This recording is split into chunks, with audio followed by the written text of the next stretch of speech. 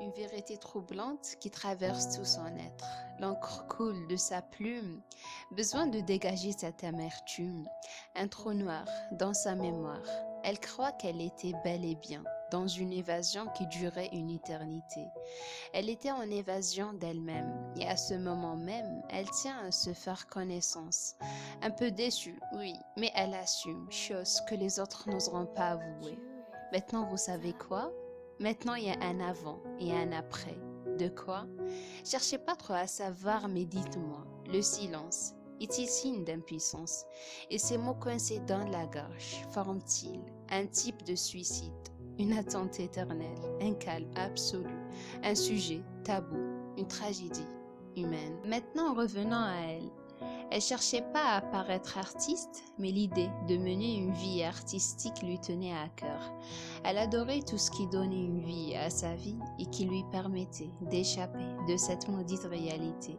Elle voyait ce qui cachait derrière les rires et les larmes. Elle était partout, toujours entourée, parce qu'il y avait des morceaux d'elle enfouis partout, comme si elle était faite de tout ce qu'on peut et on ne peut pas imaginer. Tous les coins lui semblaient beaux et intéressants. Elle se voyait partout. Elle avait une âme de papillon, la routine l'ennuyait tant. Elle cherchait toujours dans le fond. Elle voulait voir tous les horizons et entendre la mélodie que font tous les sons. Bref, elle était comme ça. Elle était indécise, illogique, anarchiste, perfectionniste. Elle était jeune, elle était conne, elle était folle, elle était curieuse et souvent mystérieuse. Elle était tout simplement imparfaite dans un monde imparfait. Dans un monde plein de contradictions. Et c'est une révolution. J'en sais pas trop, mais ce drame était bien trop grand pour ses intentions. Elle entend toujours et encore les battements de son cœur lorsqu'elle traverse ces routes incertaines et surtout lourdes par le pas de vos démons et que l'amertume s'accumule.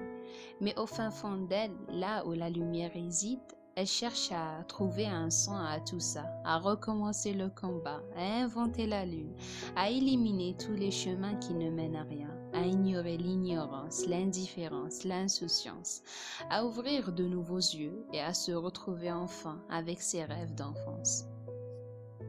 Au milieu de tout ça, son cœur s'abîme, sa jeunesse s'écoule, son cœur se noie.